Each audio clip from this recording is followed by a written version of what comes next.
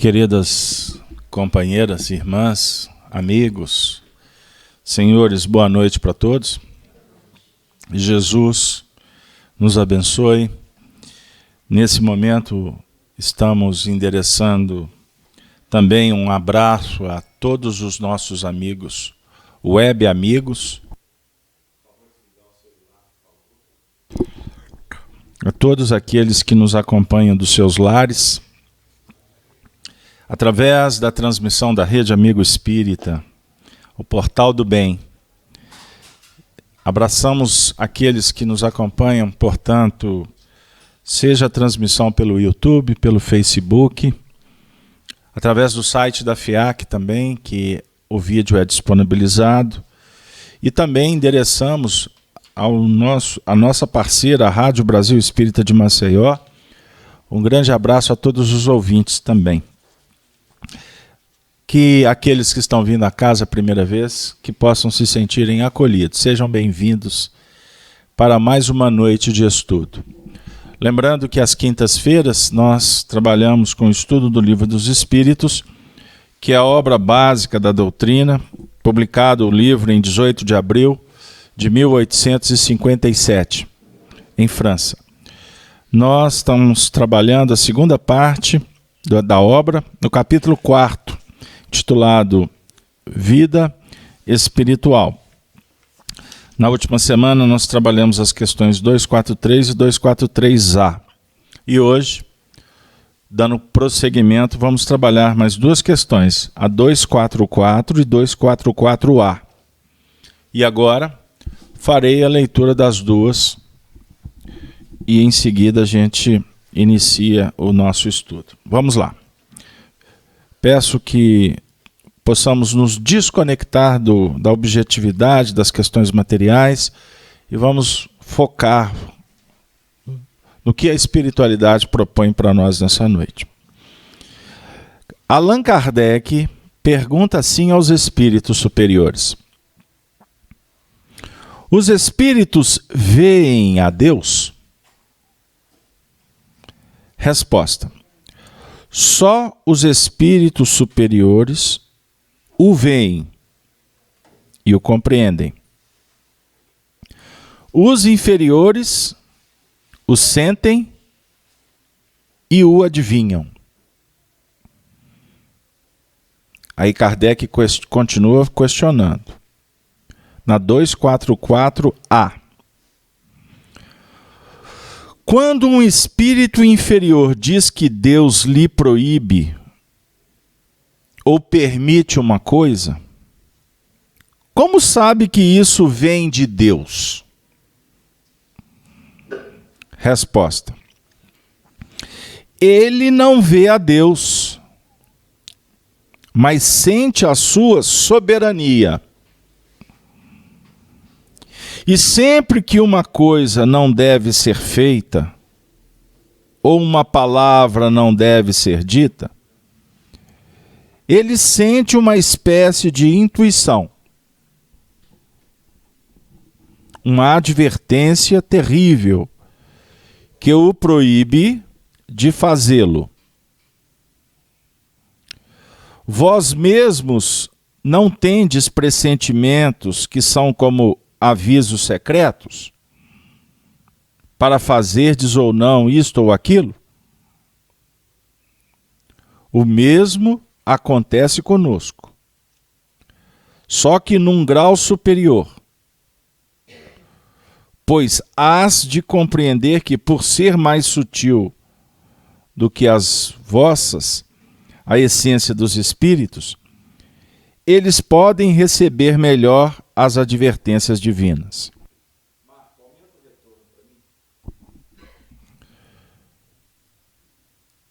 Então, aqui nós temos um desafio muito especial. Eu não vou voltar na leitura das questões da última semana, porque o tempo hoje vai ficar apertado mesmo. Mas a sequência aqui do trabalho tem a ver com aqueles processos já trabalhados que envolvem o entendimento quanto ao passado, presente e futuro. Estão lembrados que a gente trabalhou isso aqui? Quando nós lidamos com o passado, nós estamos diante da nossa realidade, no que remonta às nossas aquisições. O presente é o desafio no que remonta ao operacionalizar para se construir o futuro. E também trabalhamos que o futuro pode ser percebido. Nós trouxemos aqui semana passada a teoria da presciência. Obviamente que apenas alguns aspectos.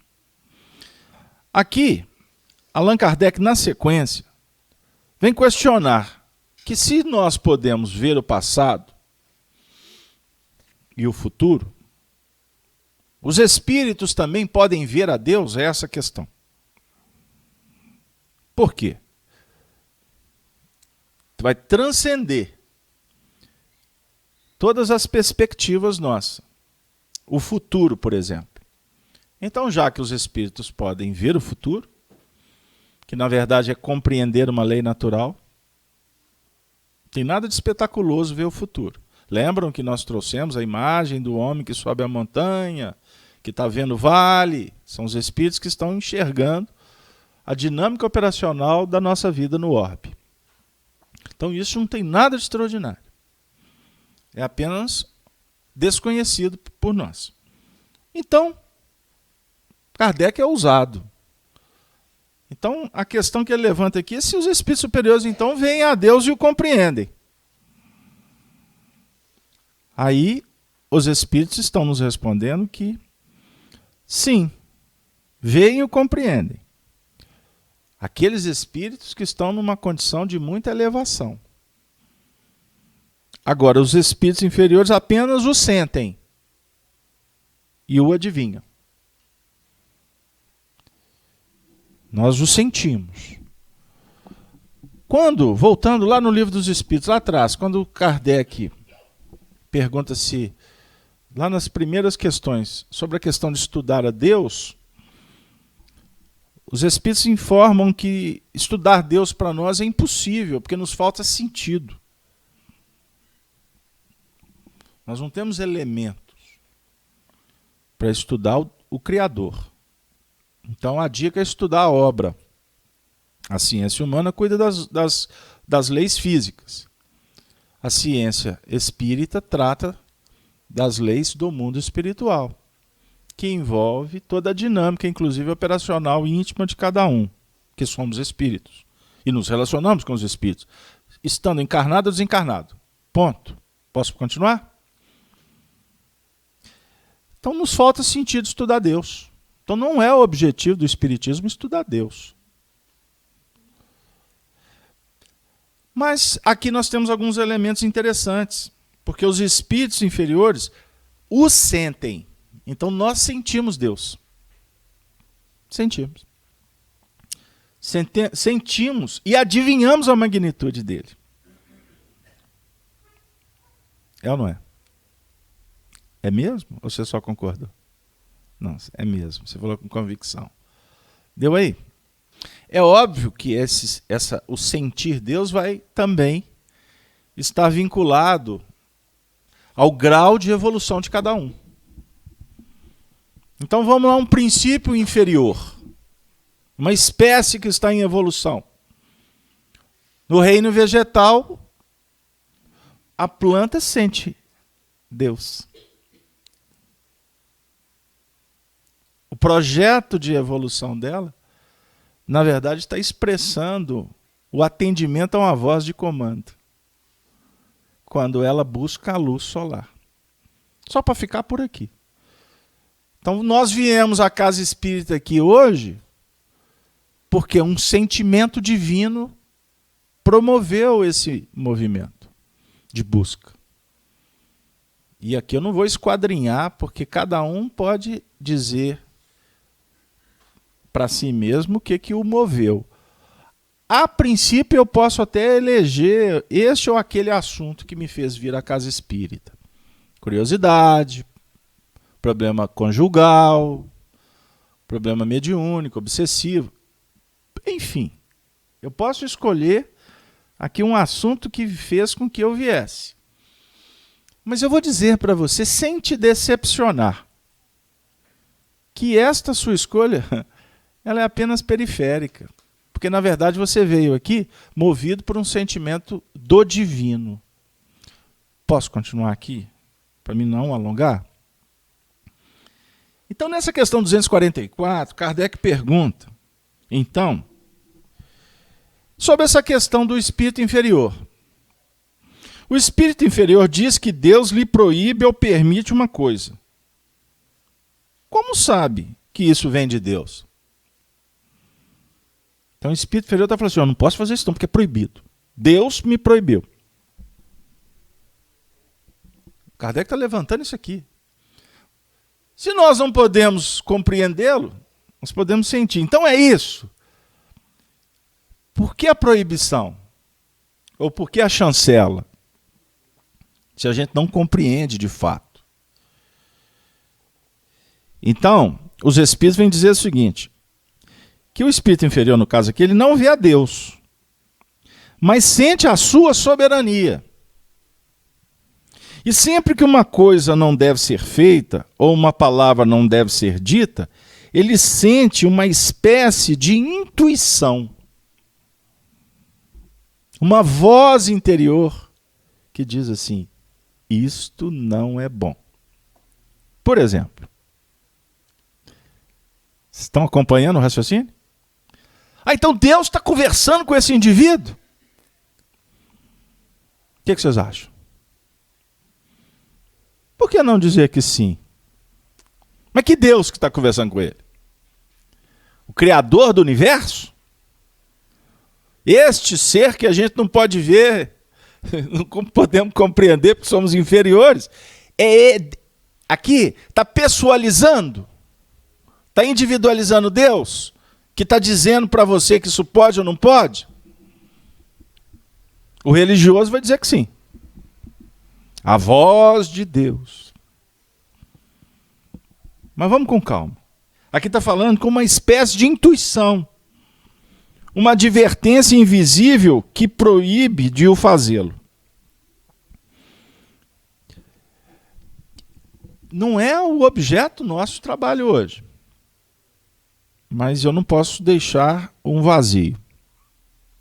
Aonde está escrita a lei de Deus? Vocês podem responder. Vocês estão respondendo isso para vocês decorar a questão 621 do Livro dos Espíritos?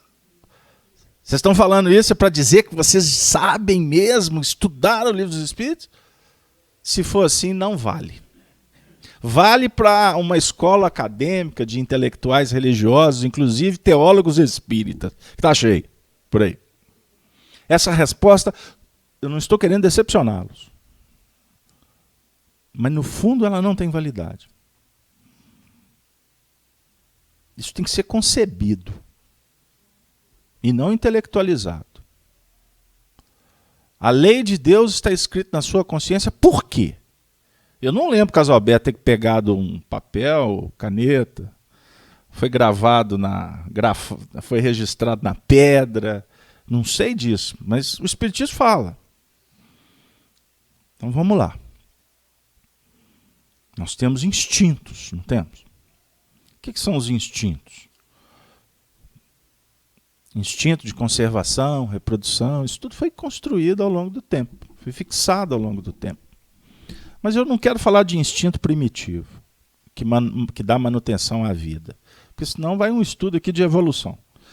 Vamos falar do pensamento que ontem era um pensamento, uma ideia inteligível, racional, e essa ideia promoveu ações, e a partir das repetições dessas ações, o que era consciente passou a ser inconsciente, porque você automatizou. Você repete tanto que depois você não precisa parar para pensar como é que faz. Não é assim que você faz arroz? Você tem que intelectualizar a feitura do arroz. Você faz arroz, né? Não? Coitada. Não faz arroz. Escolhi a pessoa errada, você sabe fazer arroz, né? Claro, né? Não, mas na frente das câmeras. Você não vai dizer que não sabe. Já sabe como é que funciona. Em 10 minutos sai o arroz pronto. Já automatizou. É isso que eu estou dizendo. A lei divina foi automatizada por você na sua intimidade. É isso que eu estou falando. Você escreveu essa lei. Não foi Deus que pôs dentro de você. Porque Deus não opera de fora para dentro. Essa ideia teológica, esse estudo teológico, é de uma interpretação milenar que nos encarcerou durante muito tempo. Porque, aliás, você é fruto de pecado. Os seus pais foram expulsos do paraíso. Você não é filho de Eva e Adão? Começou tudo com eles? Então vocês estão lascados, porque, na verdade, vocês são descendência de Caim. Porque o titio de vocês foi assassinado, Abel. Caim matou Abel. Ah, mas aí, como é que ficou o casamento? Mas aí que tem o furo na história. Porque ele ficou abandonado, ele foi para uma região chamada Nod, e chegou lá, era uma cidade. Então, peraí, que confusão que é essa? Começou com um casal, mas agora já tem uma cidade, aí confunde a cabeça do povo. E, na verdade, são símbolos. É uma história espiritual de um povo. Adão é uma raça. Tá bom? Então, ninguém aqui é fruto do pecado. Porque o pecado só existe depois que você entende. O que é o pecado? É quando você adultera o que a lei está dizendo para você fazer. E a lei não é sua mãe que escreveu na sua cabeça. Não foi o padre, não foi o catecismo, não foi a evangelização espírita que colocou qualquer conceito na sua cabeça. Você concebeu isso. Porque senão você não estaria aqui, diga-se de passagem. Porque você veio aqui porque você já tem convicção da reencarnação, da mediunidade, da convivência com os espíritos. Porque senão você não voltaria aqui. Casalberto, mas na verdade eu tenho dúvida. Não, eu até acredito nos espíritos, acredito na mediunidade, mas eu não acredito nessa vibe aí de reencarnação. Não, então tá bom. Mas alguma coisa você já tem convicção, porque senão você não voltaria aqui. É igual o Kardec quando começa o estudo do Livro dos Médiuns. Vocês têm acessado o Livro dos Médiuns? Não? E você é médium e não acessa o Livro dos Médiuns? Você está, como diz a minha funcionária, você está lascada. Porque médium que não estuda o Livro dos Médiuns, você quer ver como é que eu provo para você que você está lascada? Está escrito assim, no frontispício do livro. Guia dos Médiuns. Opa, se o médium não estuda o Livro dos Médiuns, ele está a pé de guia. O guia dele é tão cego que ele está cego. Aí é cego guiando cego. Aí tem um monte de uma série de pessoas fazendo presepada com a mediunidade. E na internet agora está cheio. É um tal de espírito famoso se comunicar, agora já tem congresso de extraterrestre, aí os espíritos... Meu Deus, que salada de fruta. É porque eu não estudo o Livro dos Médiuns. Tá bom? Então vamos lá. O guia da tua vida é a sua consciência. Obviamente que nós temos espíritos que operam para nos auxiliar no encaminhamento. Então Jesus é o guia da humanidade. Qual que é a proposta dele? Trazer um projeto filosófico de educação e de transformação. A parte religiosa fomos nós que imputamos para ele. Tanto que foi necessário que ele viesse para falar assim: vós tendes por pai o diabo. Você conhece essa passagem do Evangelho de João? Ele falava para os fariseus. Quem que são os fariseus? Os intelectuais.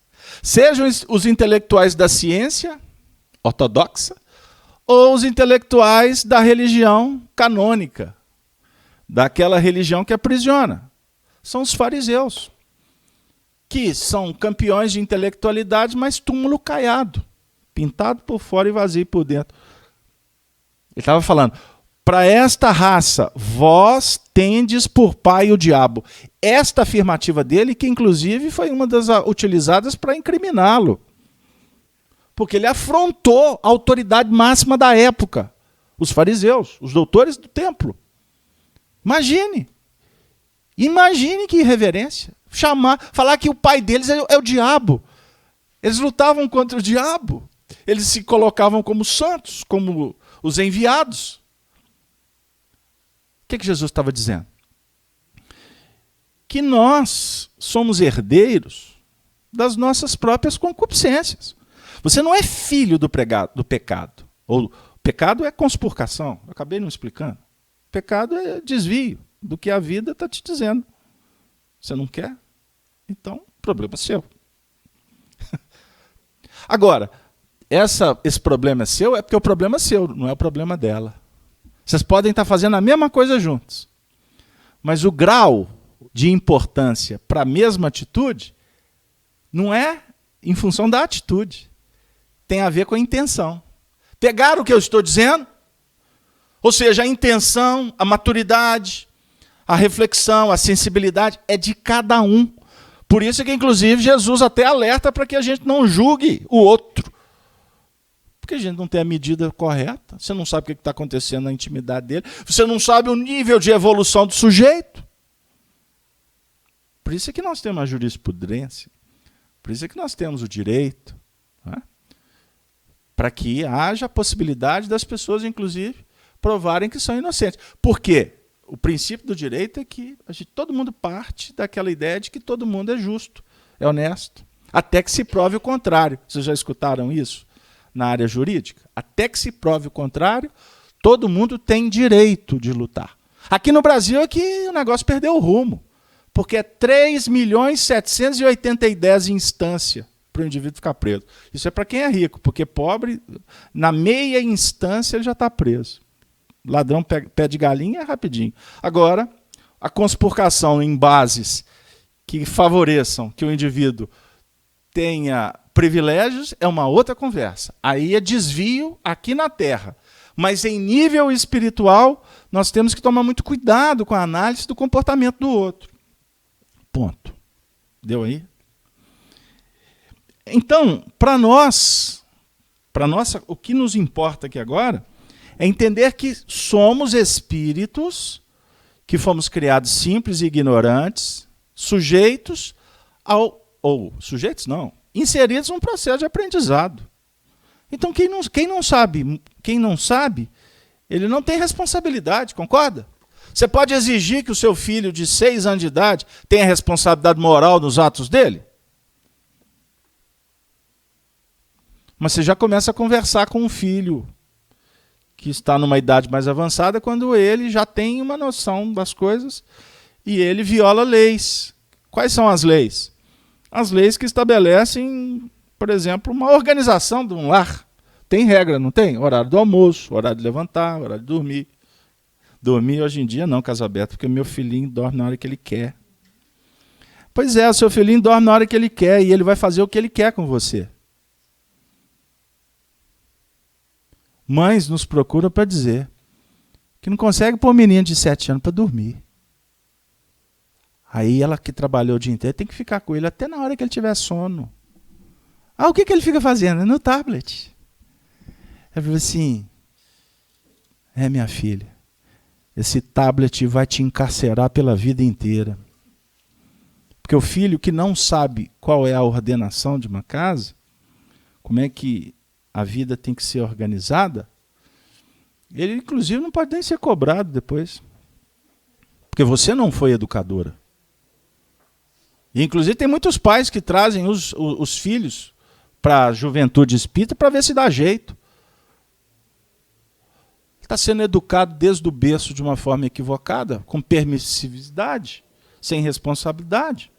Mas eu estou falando em linhas gerais. Uma criança não tem senso das coisas. Já o adulto, ele já concebe como que funciona a sociedade. Então é óbvio que o grau de responsabilidade é diferente. Os espíritos inferiores, portanto, quando a ideia aqui é trabalhar a intuição, a percepção do que é certo e do que é errado, do que é proibido, é porque, na verdade, a própria consciência ela vai dizendo para a gente aquele território que é mais perigoso, aquela terra que não nos dá muita segurança, porque nós já experienciamos isso de alguma forma. Gato escaldado tem medo de água fria. Não é assim? O adágio aqui em Minas, no interior. Então essas advertências do invisível, elas são fruto do conhecimento que o Espírito traz, que ele não pode dar um passo maior que a perna naquele sentido ali, porque ele vai cair. Mas há também os pressentimentos. O pressentimento, ele vai trazer para nós uma reflexão importante. Pressentimento como que uma antevisão, por uma dedução natural do que vem a acontecer, ou pressentimento clássico que envolve até auxílio dos benfeitores espirituais que nos acompanham, que muitas vezes eles como que nos sopram para que a gente tenha cuidado em determinados setores. Fiz-me claro? Então, eu gostaria de ter feito... Eu fiz essa introdução aqui porque essa frase de proibição, eu gostaria de deixá-la muito clara. A ideia de que não é Deus que proíbe alguém de fazer alguma coisa. Porque não é essa a função de Deus. Deus é criador. Deus não é particularista, ele não é caprichoso. Deus não está olhando para você e mandando alguém anotar os seus passos para ele definir se você está certo ou está errado. Isso não é função dele, não. Então essa ideia de culpa, de medo que nós herdamos da teologia que nos encarcerou durante milênios, nós estamos chegando no momento em que a maturidade da humanidade já entende assim, valeu enquanto durou. Porque o mundo primitivo precisava de Agostinho, por exemplo, desenvolver no século IV, lá na época da patrística romana, ele desenvolvesse essa teoria da culpa e do medo. Inclusive, trazendo o estigma de uma educação que redundou ao longo do tempo, que foi a educação que era promovida pela violência. A mulher foi responsável pelo pecado do homem. E a criança, como um ser frágil, tem que ser educada com muito rigor, porque a criança está sujeita a ser conspurcada, a ser viciada pelos enganos do mundo. Tudo começou lá no século IV. Até que tivemos que caminhar algum tempo para que os iluministas começassem a realmente preparar um tempo novo.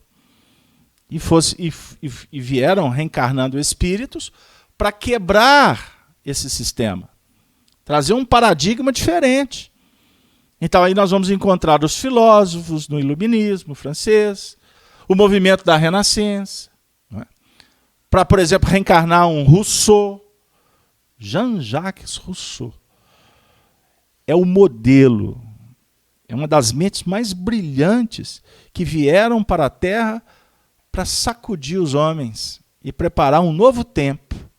Aí nasce espíritos que vão se envolver com ele, como Kant, filósofos, Mesmer na área da ciência do magnetismo, Hahnemann, que veio trazer os princípios que hoje nós conhecemos como homeopáticos, todos eles já pavimentando um terreno novo, para que lá na frente reencarnasse Pestalozzi, que era um discípulo de Rousseau, e daí Pestalozzi se tornar o professor daquele espírito escolhido que veio para codificar a doutrina espírita em França. Hippolyte Léon Denisard Rivail, que nós conhecemos como Allan Kardec. Tudo começou lá atrás. Culpa, medo. E essa culpa e esse medo, repito, nos trancafiaram de tal forma, e por isso nós criamos o inferno e o céu, o inferno punitivo, o céu para premiar. Deu aí? Aí a gente foi aprendendo a comercializar com Deus. Aí surge, por exemplo, a teoria da graça. O que é a graça? Através do batismo, você terá a oportunidade de ser agraciado por dons.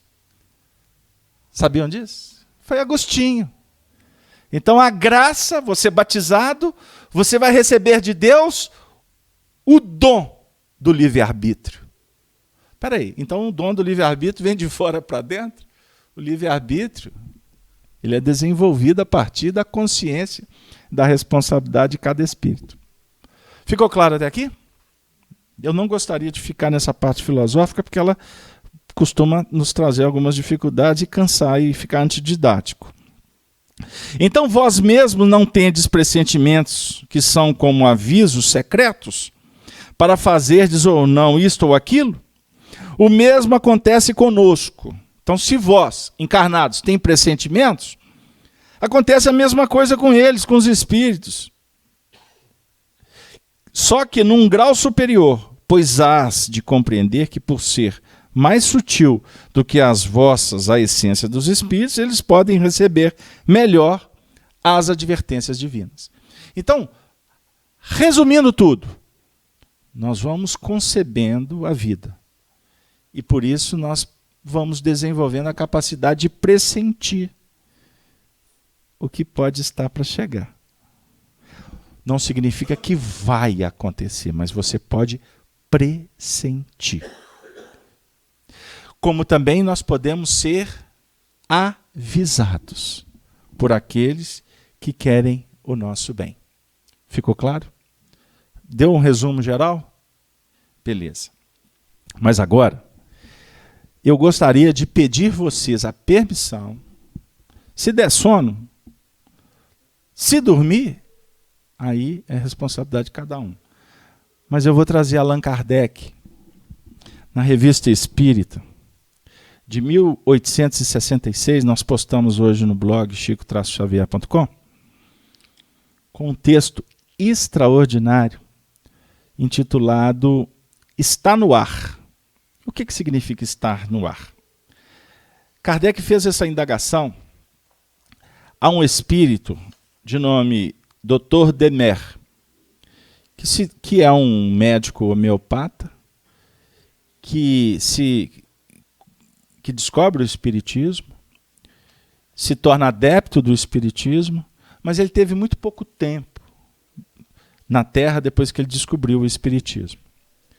Ele desencarna, e Allan Kardec ficou muito sensibilizado, porque ele era uma pessoa muito famosa na França, um homem do bem, um homem que se voltou para auxiliar os sofredores na área da saúde, e era muito inteligente, enfim. E ele escreveu algumas cartas para Allan Kardec, e quando ele desencarna, Kardec ficou muito sensibilizado.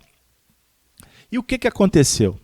Kardec estava naquele momento muito especial de estar invocando os espíritos, e os espíritos se comunicando, naquele processo da codificação da doutrina espírita. E Kardec teve uma intuição de evocar o espírito do Dr. Demer. E ele fez essa evocação, como era prática dele, ele tinha uns métodos muito interessantes, em que ele fazia as evocações mentais, ia para a sessão mediúnica com os médiuns. Na sessão ninguém sabia de absolutamente nada do que ele mentalmente preparava para a atividade. Então há uma comunicação do Dr. Demer, de uma forma espontânea, que ele vem responder a Allan Kardec sobre essa questão que vocês vão ver agora, que tem a ver com o pressentimento. A pergunta que Kardec fez foi a seguinte. Isso aconteceu no dia 13 de maio de 1866. A pergunta: quando alguma coisa é pressentida pelas massas, geralmente se diz que está no ar. Qual a origem desta expressão? Essa foi a pergunta. Vocês já ouviram falar isso, gente? Está no ar. Tem uma coisa no ar. Né? Tem uma coisa boa no ar. Aí qualifica, né? Tem uma coisa má no ar. Aí o místico, a vibração está pesada. Hein? Vocês estão sentindo? Eu acho mó barato. Eu acho sensacional o médium que vira para o outro. Você está sentindo como é que o ambiente está pesado? Aí o outro está assim, eu não. Hoje não está bom, não. Aí o outro está nas nuvens, mas só dele falar que não está bom, o outro já vai para o inferno na mesma hora. Inclusive para confirmar. Não, eu também percebi. Percebeu nada. Embora a gente possa também estar no ambiente que está todo mundo percebendo que está muito bom. Está no ar um clima bom. Eu só trabalhei nesse sentido porque essa questão mística, nós precisamos de quebrar a perna dela. Nós precisamos de mostrar que não é muito por aí. Que, aliás, ser médium não dá posição, não dá evidência para ninguém. Por sinal, o Chico costumava dizer, né, que o povo achava que ele só se deparava com a luz. A luz era de vez em quando. Só para dar uma incentivada. Porque a gente lida com a treva a maior parte do tempo. Porque reflete a nossa realidade. Entendeu? Então vamos lá. Aí vem o Dr. Demer para explicar o que história é essa de estar no ar. Ufa, prometo que vocês não vão dormir. Vamos lá. A resposta é longa. Mas não deite na cadeira, por favor, porque senão dorme. Porque eu não sou muito de ler, mas eu tenho que abrir aqui essa história. Resposta. Sua origem, como a de uma porção de coisas de que não nos damos conta e que o Espiritismo vem explicar, está no sentimento íntimo e intuitivo da realidade. A expressão é mais verdadeira do que se pensa. Esse pressentimento geral, a aproximação de algum acontecimento grave, tem duas causas. A primeira vem das massas inumeráveis de espíritos que incessantemente percorrem o espaço e que têm o conhecimento das coisas que se preparam. Em consequência de sua desmaterialização, estão mais aptos a seguir o seu curso e lhe prever os desfechos. Então, nós trabalhamos a questão aqui. Os espíritos mais evoluídos, eles acessam a divindade de uma forma diferenciada do que os espíritos inferiores. Estão lembrados? Então, aqui o Dr. Demer está falando que é uma massa de espíritos que percorrem o espaço, né, e que tem conhecimento das coisas que os espíritos inferiores não têm. Esses espíritos, esse linguajar é antigo, roçam incessantemente a humanidade. Na linguagem atual, a pessoa vai entender o que é isso, não. Não é de roça lá do interior, não. Esses espíritos roçam, esses espíritos influenciam, inspiram incessantemente a humanidade, comunicando-lhe os seus pensamentos pelas correntes fluídicas que ligam o mundo corporal ao mundo espiritual. Opa, então tem uma palavra nova aqui. Correntes fluídicas. Já ouviu falar de correntes marinhas ou marítimas? Então aqui é corrente fluídica. A palavra fluídica, naquela época, ainda não existia. Não estava confirmado pela ciência a palavra energia, que veio substituir, de uma forma muito interessante, esta palavra fluídica. Porque fluídica é o que está fluido, é líquido. Então não é corrente líquida, é uma corrente energética. São correntes energéticas que ligam o mundo corporal ao mundo espiritual. Então isso é fato. Quando a gente destrincha aqui de vez em quando o pensamento, que é uma energia eletromagnética, a gente está falando aqui do pensamento de um indivíduo.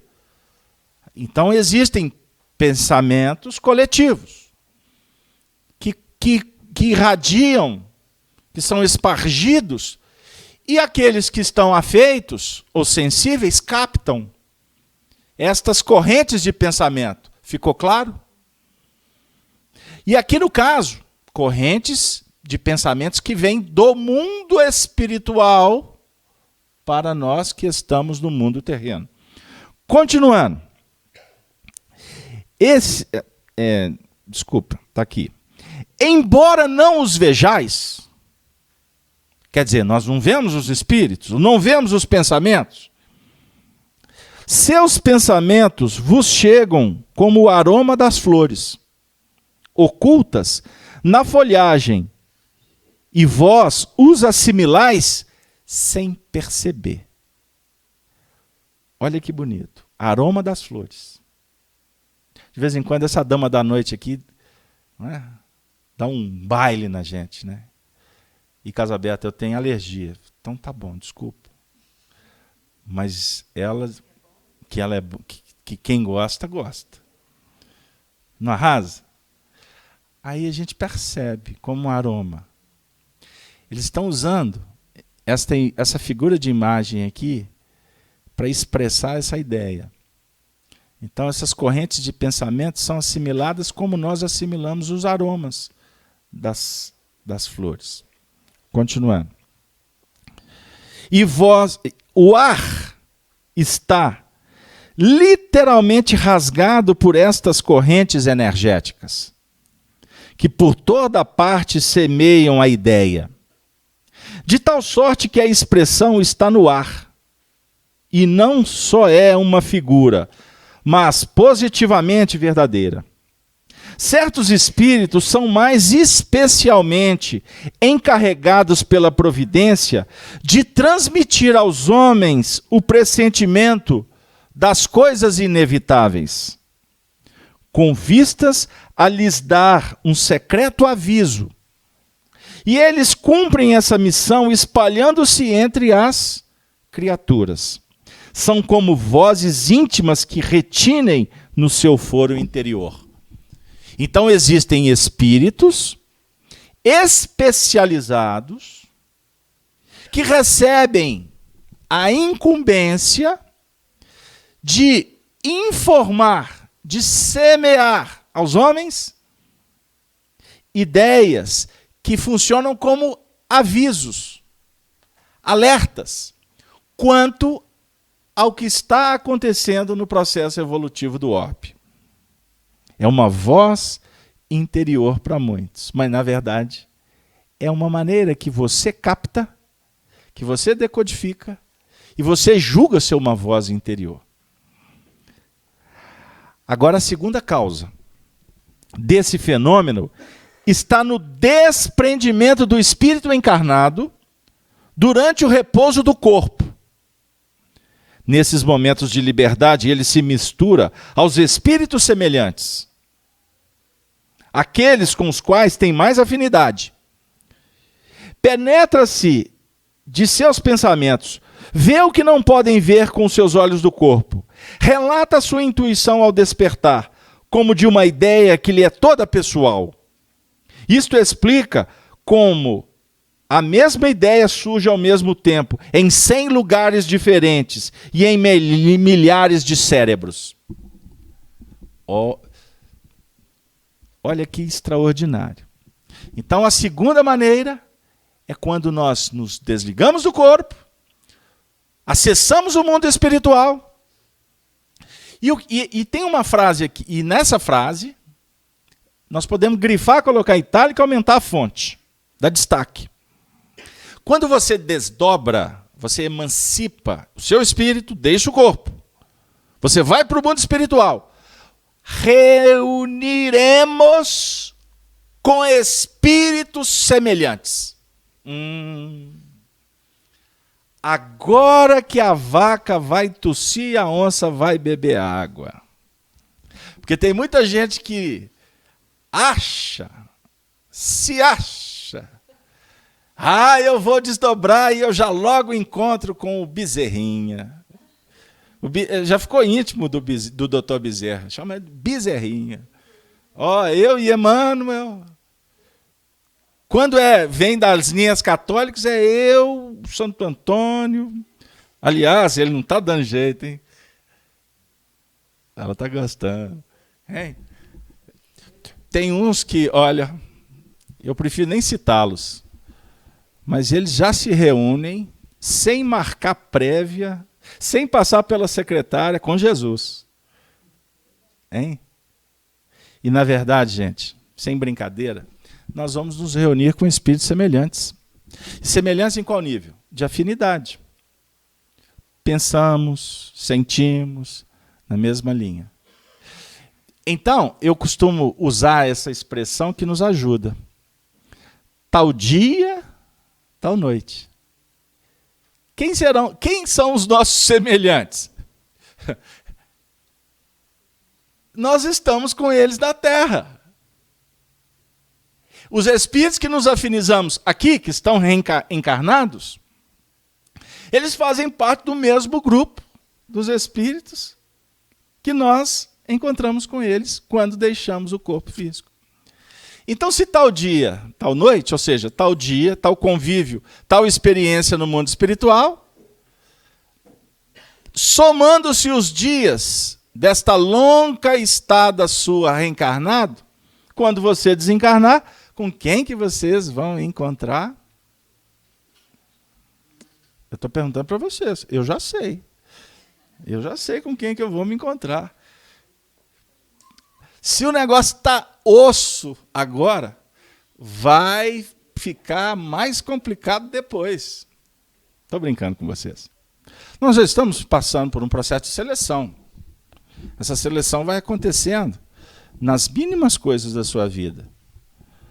Maneira de pensar, de sentir, a escolha, os hábitos, a frequência, os ambientes.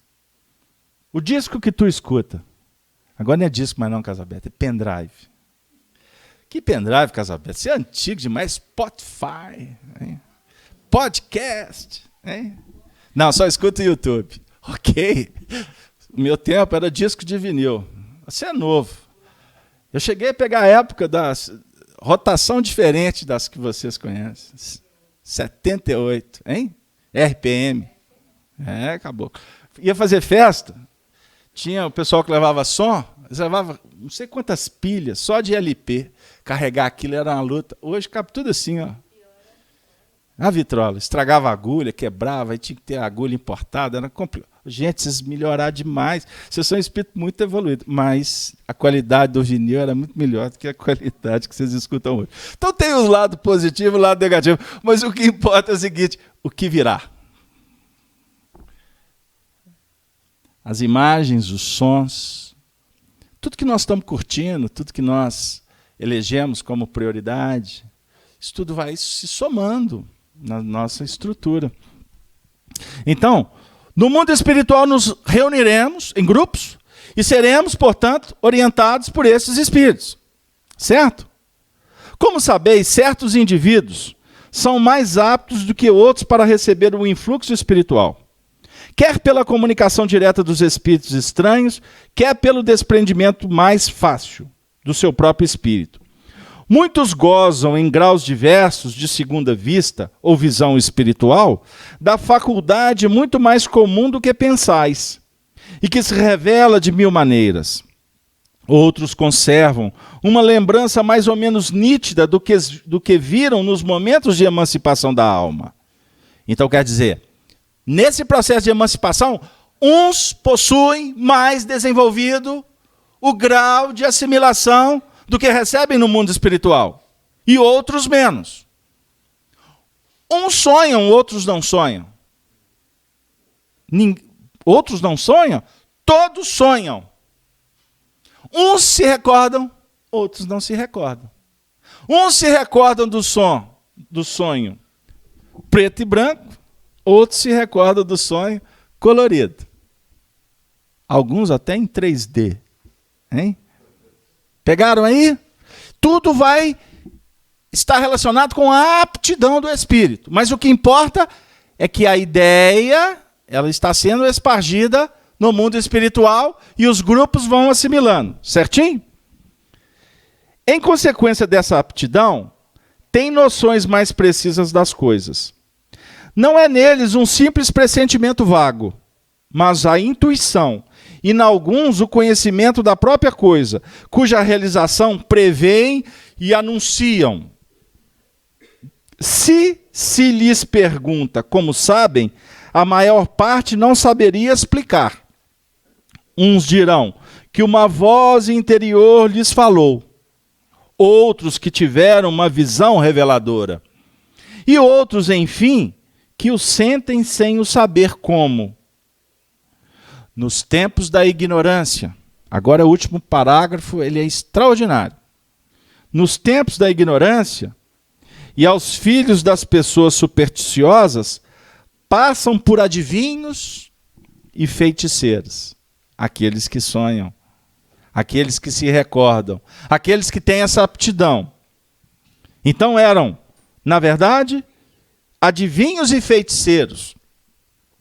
Quando são apenas pessoas dotadas de mediunidade, espontânea e inconsciente, faculdade inerente à natureza humana, e que nada tem de sobrenatural, mas que são incapazes de compreender os que nada admitem fora da matéria.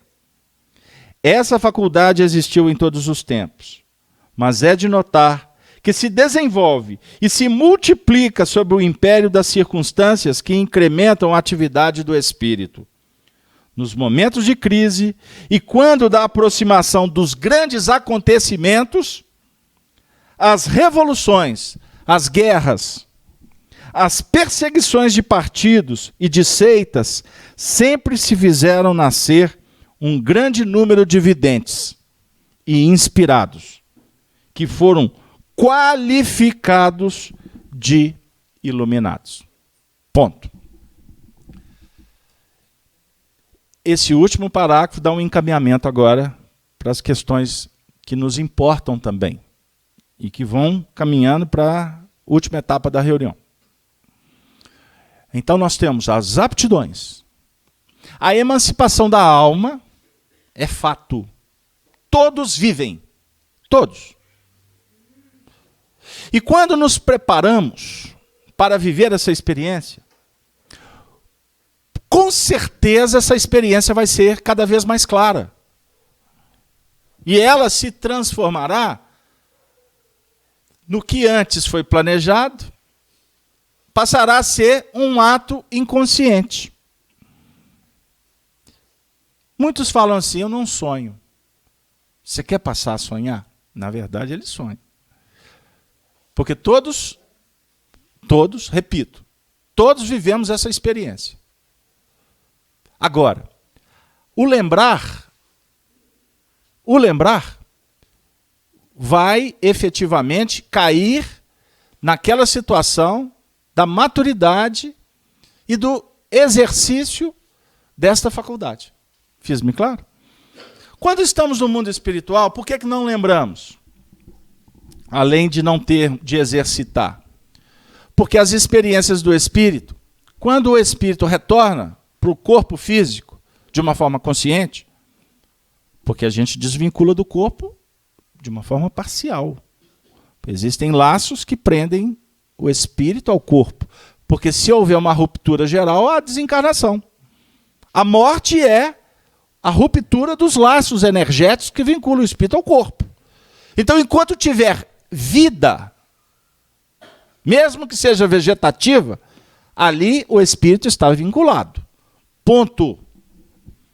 O que eu abro parênteses para dizer que o espiritismo, que é a favor da vida, que participa dos movimentos em pró da vida, é contra, radicalmente contra a eutanásia, como o aborto, o suicídio e o assassinato, em todos os níveis.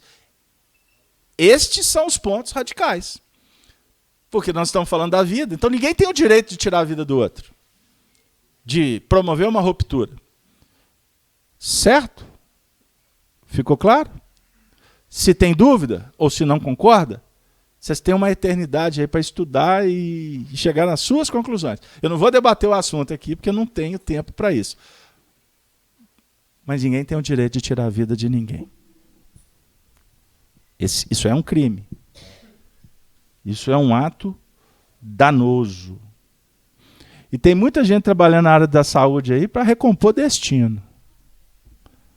Tem muito passista ali, ó, naquela cabine ali, auxiliando, sendo instrumento para o recurso magnético, energético ser espargido com aqueles que precisam, que, por favor, é para quem precisa, tá? Senão eu venho para o centro em busca da hóstia. Se não tiver a hóstia, não valeu a missa. O passe é quando nós estamos precisando. Aí não é curso de passe, não, mas eu vou dizer, o Casabel, mas todo dia eu chego capenga. Mas é lógico, tu é pedreiro, tu é marceneiro, tu é motorista de táxi, tu é industrial, você é dona de casa, ralou o dia inteiro, você vai chegar aqui livre, novinho, feliz, robustecido. Então isso não é desculpa para falar que precisa do passe, tá bom? Entenderam que a doutrina espírita é uma doutrina que ilumina. A doutrina espírita não pode criar dependência. Claro. E o passista não é um ser iluminado como os médiuns videntes, que eram tratados como tais, não são também. Médium é uma pessoa comum. Alguém vai escrever no chat, mas o Chico não era. Era uma pessoa como você. O que fez do Chico uma pessoa de destaque? A missão que ele recebeu. E a bondade que ele exercitou. Tinha uma mediunidade diferente? Tinha. Porque ela foi dinamizada pelos espíritos, porque ele tinha uma tarefa a ser realizada. Certinho? Mas ele era uma pessoa que pensava, que sentia, que tinha alegria, que tinha tristeza, que tinha depressão, que tinha raiva. Ele era uma pessoa humana. Certinho? Então, médium não é um ser diferente. O médium não vai iluminar a sua vida. Então, ficar amigo de médium também não garante estadia num apartamento de alta qualidade do mundo espiritual. Fiz-me claro? Vocês estão vendo como que a doutrina espírita, o tempo todo ela está dizendo para a gente rever e se libertar, e não se aprisionar, não criar dependência. Então, nós que estamos lidando, por exemplo, na área da saúde, é porque nós estamos recompondo destino. Não pensa você que o médium ali é uma alma bondosa, que tá te dando passe. Não. Ele é uma pessoa que está se esforçando e utilizando dos seus potenciais, do seu tempo, trabalhando renúncia, sacrifício, entendendo o tanto que é bom ajudando os outros, ajudar as pessoas, porque com isso ele está aprendendo a se ajudar, porque você tem que se ajudar. Quem tem que tomar o remédio é você, o seu pai não vai tomar remédio para ti. É você. Se você quer ser feliz, faça por onde? Meritocracia. Não cai do céu. Então, queridos amigos, bondosas irmãs do ideal espírita cristão, chega-se um tempo, ou em determinados períodos da história, que acontecimentos vão se desenrolar para que haja uma mola propulsora para contribuir para o progresso da humanidade.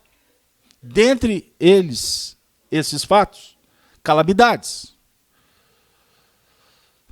fenômenos da natureza, não é?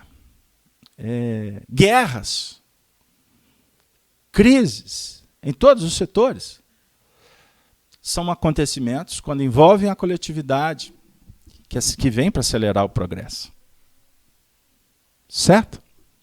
Então, muitas vezes, os espíritos utilizam dos recursos mediúnicos, dos médiuns, que se emancipam, os seus espíritos. E eles, no mundo espiritual, passam a receber essas informações para auxiliar, porque todos estão recebendo, porque está no ar, não é o tema? O que está no ar? São as ideias que estão sendo espargidas, pensamentos, e que a humanidade vai captando, mas que, se dependesse só desse movimento ainda nosso, muito incipiente, infantil, intermitente, com intermitências, né? com insegurança, com misticismo. Misticismo. Hoje uma companheira me falou assim, nossa, um médium teve um sonho comigo. Eu falei assim, sonhou que numa outra vida eu fui médica. Eu falei assim, você não acha isso fantástico? Eu falei assim, pode até ser para você, mas não vai alterar o preço do euro. Nem do dólar. Não, mas é revelador, eu fui médico. Ah, você foi médico? Tá. O que você faz hoje? Não, eu trabalho no sistema administrativo. Então, beleza. Não, mas Casalberto, mas conversar com você é tão sem graça. Eu falei assim, meu amigo, se hoje você trabalha no sistema administrativo, cuida dos números. Se prepara, porque o momento psicológico seu é de se organizar. Se você está organizando uma repartição, na verdade você está treinando para se organizar. Fechou? Ontem tu foi médico? Que bom que tu foi médico. Você experienciou muitas coisas interessantes para te sensibilizar para hoje você estar aí dentro desse escritório e trabalhar com bondade. Principalmente com aquele chefe que pisa no seu pé. Você quer pôr a mesa daquele jeito, o chefe fala que a mesa tem que ser assim. Aquele povo que vai lá na repartição que te xinga. Né? Você preparou quando eras médica. Agora, você sabia que você foi médica? Não vai alterar nada. Cuida do seu momento atual. Certinho. Observem bem. Não tem nada de espetaculoso. Agora, voltando. Os grandes acontecimentos, eles proporcionam um envolvimento coletivo que faz com que a humanidade caminhe com passos mais firmes e que saia dessa condição de acomodação. É triste dizer, mas você vê em épocas aqui, a época de chuva, aí tem as encostas, tem aqueles problemas da chuva, né? Aí tem os deslizamentos de terra. Aí muitas vezes traz aquele sofrimento, aquela dificuldade toda, que comove a nação. Aí muitas vezes o indivíduo fala assim, eu estou pagando meu karma. É porque ontem eu devo ter destruído a vida dos outros e agora eu não tenho nada. E durante muito tempo ele recebeu sinais. Olha, você mora aí, essa área é de risco. Você já pensou de comprar uma casinha ali num cantinho assim mais afastado? Você pode até criar umas galinhas, né? Uns bezerrinhos. Não, aqui eu estou na região nobre. E etc, etc. Aí vem uma dita, entre aspas, fatalidade. E só que não envolve um, envolve muitos. Alguns não tinham para onde ir. Será que não? Então são questões que a gente tem que pensar com muita calma. Por que no ano de 79, o Vesúvio entra em erupção e destrói Herculano e Pompeia? E milhares de vidas, entre aspas, foram ceifadas. Um acontecimento histórico. Muitos foram avisados. Nós temos livros que relatam esses fatos. Muitos tiveram pressentimentos. Mas estavam envolvidos na corte romana. Não, a vida aqui está muito boa. E ali permaneceram.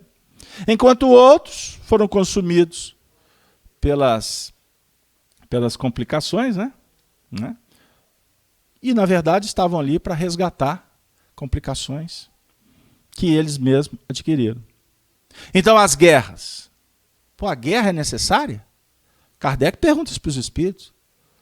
A guerra, na verdade, a guerra acaba sendo um instrumento que favorece o impulso dos materialistas.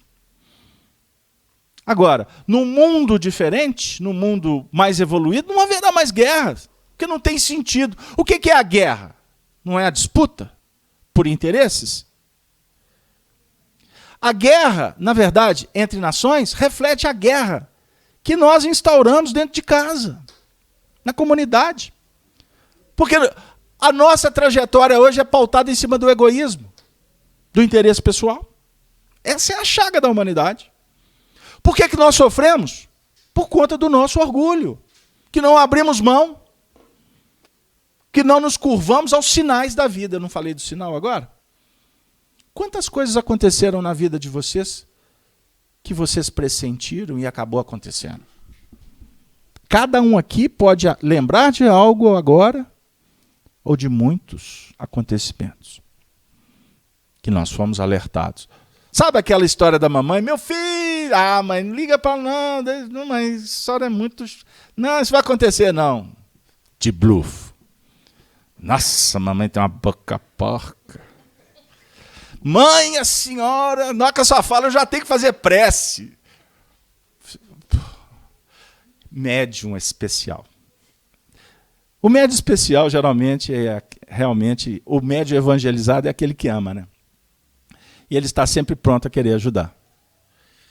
Mas muitas vezes é uma dedução lógica, por verificar as suas tendências, por entender onde que tu está indo, com o grupo que você está convivendo, tem coisas que acaba os insights, ou capta o que está num contexto de um planejamento. Amigos, nós vivemos um período em que todas as escolas religiosas, filosóficas, falam a mesma coisa, porém com suas adequações. Que nós vivemos o período de uma grande mudança no nosso planeta. Esse período que a gente vive agora, ele foi prenunciado por várias religiões, profetas, né, para dizer melhor. O próprio Jesus disse isso. Quando ele fala no Evangelho, no terceiro dia, quando ele fala do ressuscitar, o texto diz, e no terceiro e último dia ele voltará e permanecerá para sempre. E nós estamos entrando nesse terceiro dia. Aliás, nós entramos, que é esse próximo milênio. Então não haverá acontecimentos que vai acabar com o mundo, finalísticos. Mas as estruturas estão sendo abaladas porque uma nova história nós precisamos de aprender a escrever. Eu trouxe aqui, rapidamente, para cumprir uma promessa feita semana passada, que eu disse ao final, eu vou avaliar se eu vou trazer. Eu pedi permissão, me foi concedida, com algumas ressalvas, de um texto que é assinado pelo Espírito Cristóvão Colombo, o navegador. É um texto que está inserido, que foi psicografado no ano de 1916. O nosso ambiente aqui é de debate. Como a revista espírita, é um momento, é um espaço em que devemos avaliar tudo que é trabalhado aqui. Nada é definitivo ou palavra dita final. Então há possibilidades até de algumas contradições, até de ser realmente uma mensagem de Cristóvão Colombo. Porque, ao que consta, por outras fontes, Cristóvão Colombo estava reencarnado nesse período aqui no Brasil, na figura de Santos Dumont. Mas ele pode também ter ditado essa mensagem, hein, Eduardo? Em espírito, dormindo. Nós não emancipamos? É muito comum. Comunicação entre vivos. Então, o espírito está reencarnado, ele deixa o corpo e entra em comunicação. Ele vai se comunicar suas ideias através de um médium. E quando desdobrado, ele pode recobrar, inclusive, a personalidade antiga, anterior. E dependendo da missão dele, ele passa a oferecer também contributos para auxiliar a humanidade. O que nos importa aqui, eu confesso para vocês, não é a assinatura, porque é isso que Kardec diz para nós.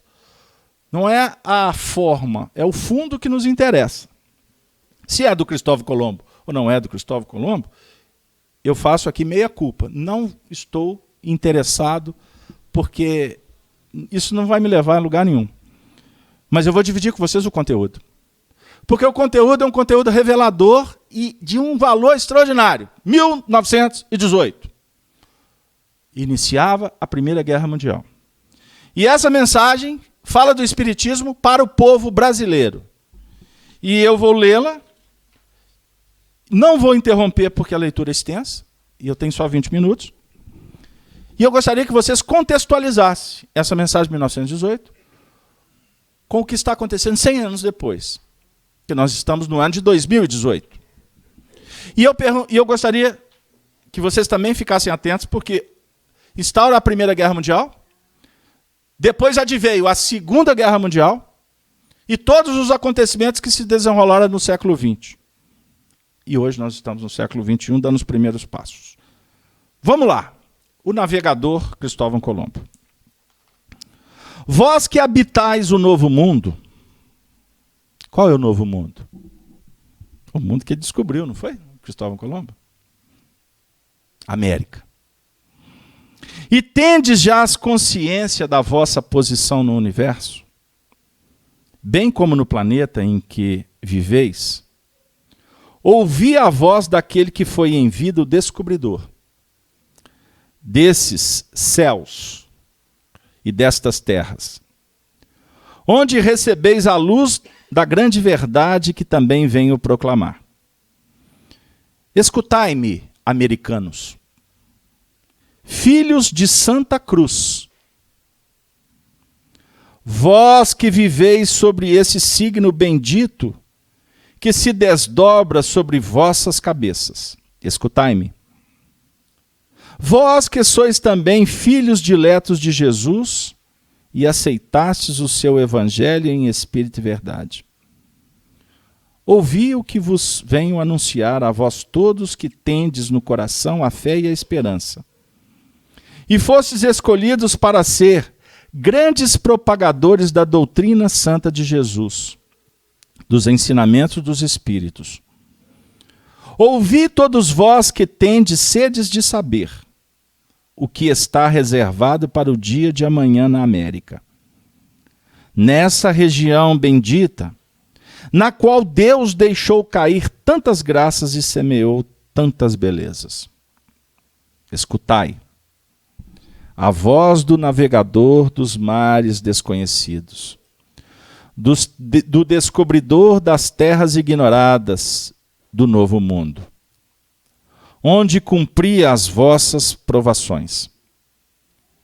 Venho cumprir também o meu dever, contribuindo para o início da era nova, para a grande transformação que se vai operar entre vós, para o advento da paz e da concórdia que dentro em pouco reinarão no mundo. Aqui está novamente Colombo, para descobrir outros horizontes, rasgar a pesada cortina que vos separa da verdade eterna. Aqui estou outra vez, para descobrir novas terras, outras regiões mais belas, outros mundos mais luminosos, onde um dia as vossas almas viverão contentes e felizes. Aqui estou eu, meus amigos. Neste torrão bendito, debaixo deste céu que já me sorria tão carinhosamente, cá estou, enfim. Meus irmãos, na terra de Santa Cruz, entre vós que sois os escolhidos para manter o brilho dessa doutrina, luz e amor, deste sol sublime e deslumbrante, o Evangelho de Jesus Cristo. Vós que haveis de espalhar por toda parte as claridades, os fulgores da doutrina dos Espíritos, escutai. Os tempos são chegados. O mundo marcha para uma transformação radical. A Terra vai encaminhando para a conquista do seu ideal religioso e social. Ides, ver todos os que vos cercam e que se têm conservado indiferentes aos avisos, que a providência envia por intermédio dos seus mensageiros. Aqueles que se têm esquecido dos teus deveres para com o Criador de todas as coisas e para com o Mestre dos Mestres. Ides, vei-os abatidos diante dos grandes triunfos que dentre em poucos dias alcançarão os santos princípios da doutrina de Jesus. Ides assistir ao desabar da civilização ateia, do progresso sem moral, da sociedade sem Deus, do cristianismo sem Jesus. Prestem atenção. Ides assistir o desabar da civilização ateia, do progresso sem moral, da sociedade sem Deus. E o que é pior? Do cristianismo sem Jesus. Vereis o tombar dos templos de pedra, o ruir por terra das fortalezas que se ostentam no meio das vossas cidades, e onde se abriga o vosso maior inimigo. Assistireis à derrota destas forças, que têm somente como apoio a cobiça, e alicerce sólido a vossa fraqueza e ignorância. Contemplareis a maior de todas as derrocadas. Vereis por terra todos os monumentos onde a cobiça e a ganância estabeleceram o seu quartel. Os vossos dias, estamos em 1918, os vossos dias serão assinalados por grandes acontecimentos, por grandes convulsões sociais e tremendas revoluções, nas quais perecerão todos os preconceitos e prejuízos que ainda infelicitam as sociedades modernas. As lutas se sucederão umas às outras, e a humanidade não terá sossego enquanto a terra não se libertar do jugo dos seus grandes opressores, dos grandes fatores da miséria e decadência humana.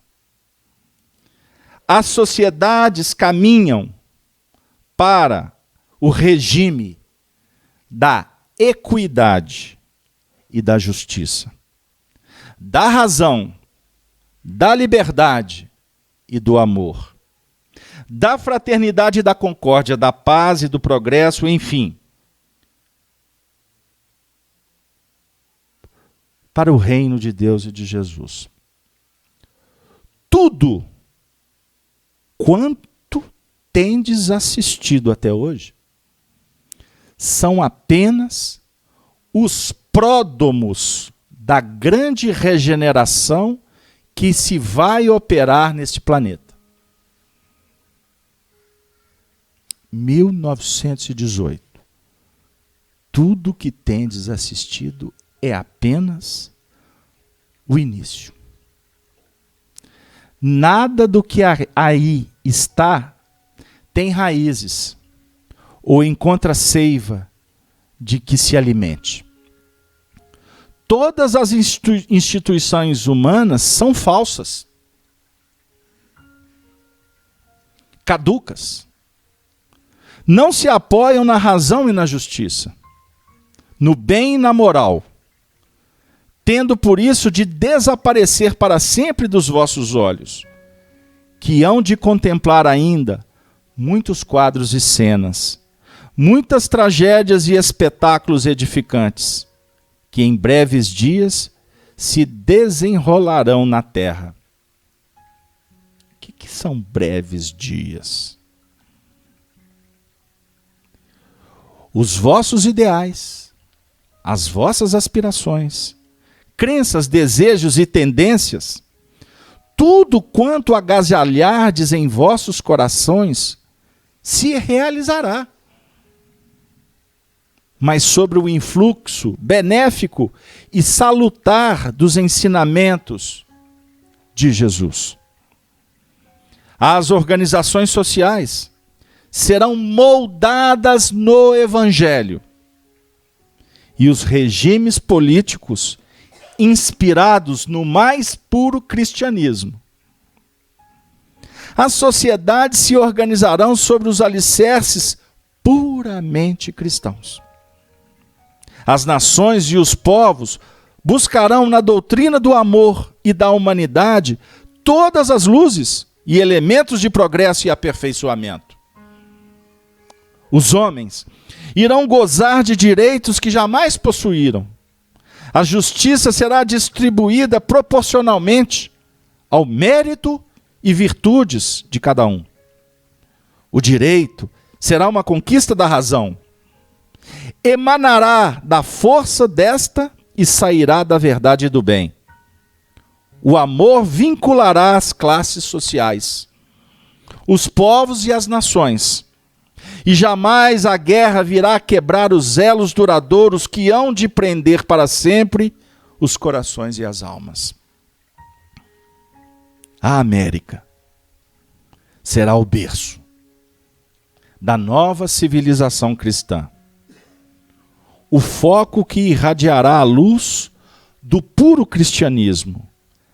A fonte onde os povos decaídos virão beber a luz e a esperança. Estas terras benditas hão de florescer amanhã, ao clarão do sol desse cristianismo que hoje se chama Espiritismo cristão. E daqui, de Santa Cruz, debaixo do signo bendito que há de irradiar a nova fé, nascer o novo dia, despontar o novo sol que iluminará o mundo inteiro.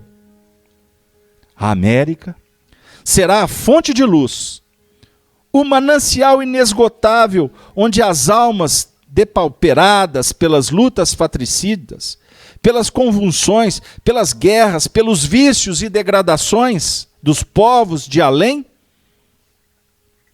virão retemperar as suas forças, recobrar alento, curar as chagas, refazer as suas provisões de luz para a grande jornada que empreenderão em demanda da perfeição.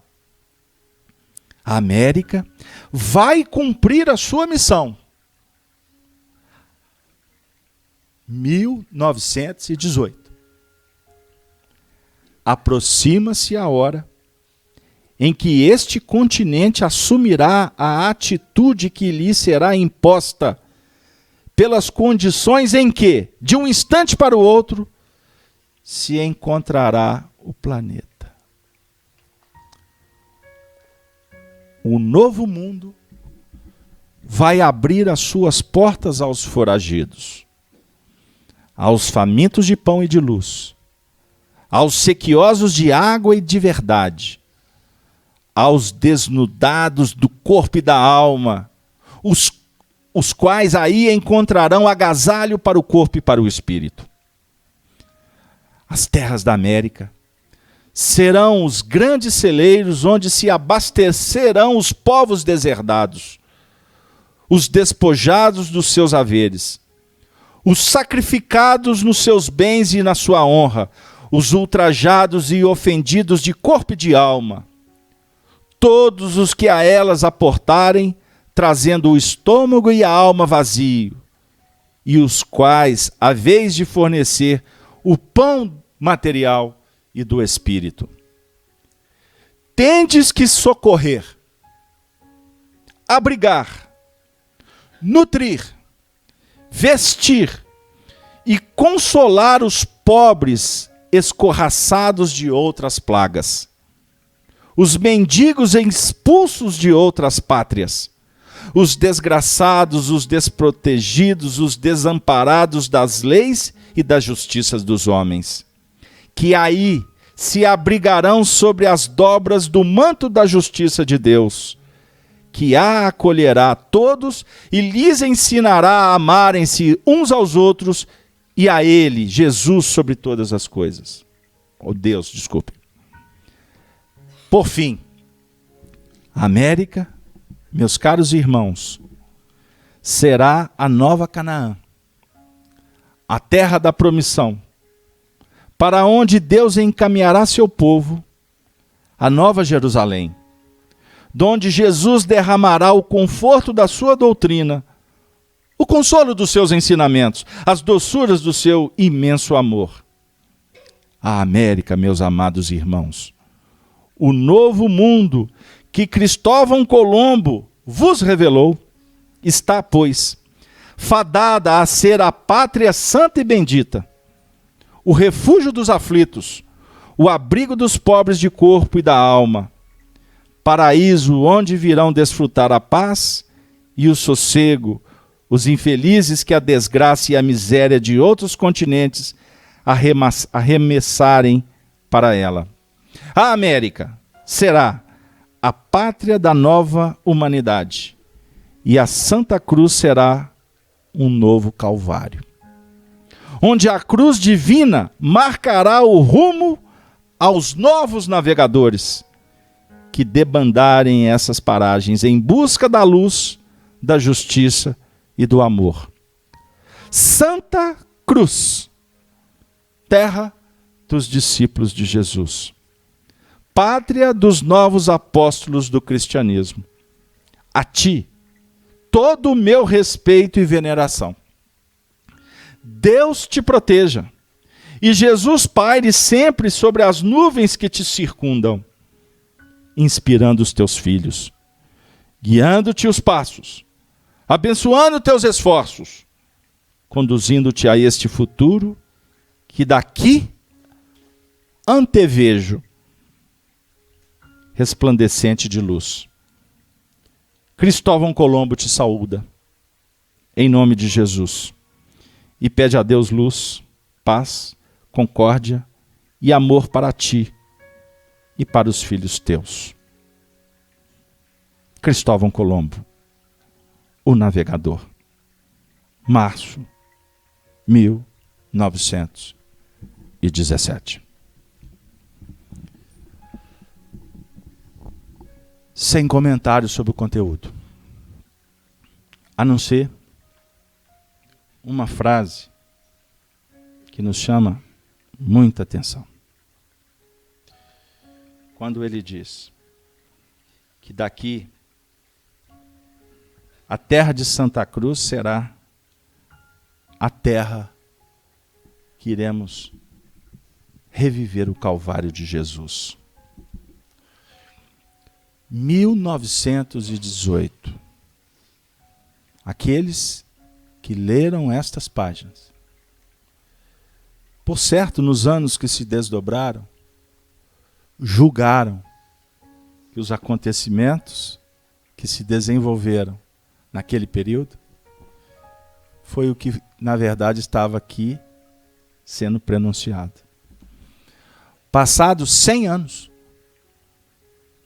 nós nos deparando com esta revelação, nós verificamos dois aspectos. Que o século XX foi apenas o início de um processo de muitas mudanças. Porque o que nós vivemos em pleno século XXI é uma crise que no século XVIII era inconcebível. Era impossível imaginar que a sociedade chegasse no ponto em que nós atingimos. Se esperamos do Brasil, aqui ele fala da América, que não foi ele que descobriu o Brasil, ele descobriu a América. Conjugados com os esforços de outros espíritos, como por exemplo Emmanuel, quando fala da América do Norte, com um grande compromisso de guiar intelectualmente a humanidade, e a América do Sul, o Brasil especificamente, de ser um exemplo para a conjugação do Evangelho em outras bases, sobre a influência direta do Espiritismo. Essa mensagem vem nos mostrar que o Brasil, que muitas vezes nós esperamos como uma terra promissora, com uma ótica material, ele está cumprindo plenamente a missão dele. Porque todos os degredados, os famintos, os miseráveis, somos nós que viemos ao longo desse período todo buscar abrigo, buscar alimento, buscar consolo. E cansados do mandar, do ser obedecido, do guerrear, nós viemos para cá. E formamos essa nação tão eclética. Uma nação que tem como base índios, escravos, degredados. Os filhos do Calvário. Bem-aventurados os simples, os que têm sede de justiça. Né? Bem-aventurados aqueles que teremos a oportunidade de sermos misericordiosos. Por isso, amigos, não pensem que o nosso país está à deriva. O nosso país é formado hoje por mais de 200 milhões destes espíritos que chegamos aqui famigerados.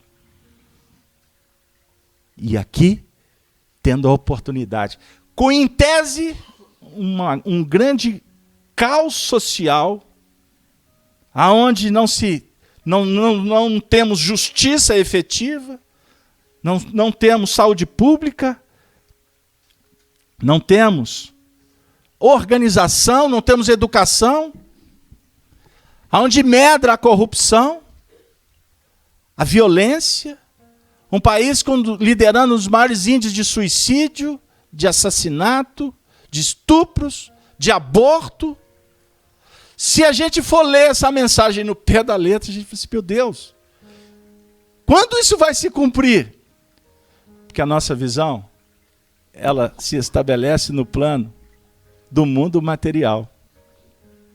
E aqui os Espíritos estão nos mostrando que o Brasil se tornou um grande hospital-escola.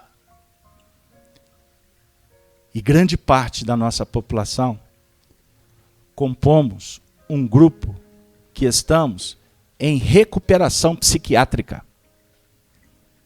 Que estamos tendo a oportunidade de rever e reaprender a viver com bases da moral, da ética. Por isso, que quando, cuidados, informados, saímos para o mundo para operar, na verdade, ainda nós vamos operar com o nosso passado. Mas Jesus nos concede os benfeitores que nos acolhem, que nos abençoam e que se tornam educadores para dizer para nós que tudo que estamos fazendo, na verdade, estamos preparando a terra do grande futuro. É a Canaã prometida, aonde encontraremos celeiros, bênçãos e paz. Mas para conquistar essa terra, não pensemos que vamos fazê-los apenas acreditando no outro, em instituições, em salvadores, em messias, em religiões. Jesus veio para cá, foi na sua casa, te convidou para vir conhecer o Espiritismo, porque Ele sabe que você tem tudo para vencer e que precisa de apoio e de autodeterminação.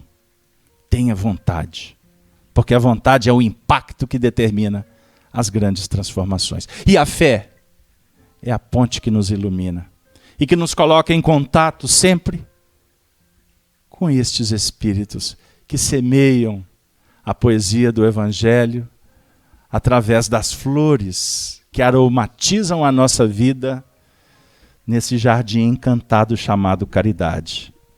Saia, viva, para que conquistes a eterna felicidade. Que Deus nos abençoe. Brasileiros e brasileiras, saibam que o futuro depende de você. Esse ano é um ano importante. Vamos renovar o Brasil. Vamos votar em pessoas que vão começar uma nova história.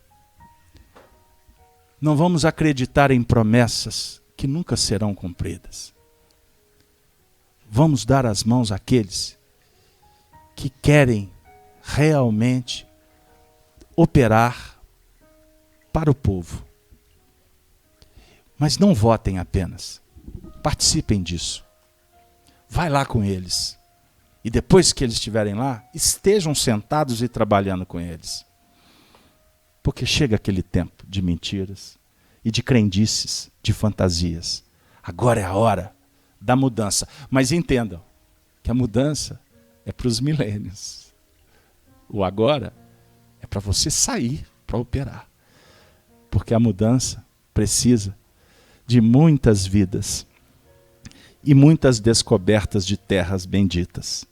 Como os grandes navegadores fizeram. Agora, a escola de Sagres nos inspira para navegar por estes mares. Que Deus nos abençoe.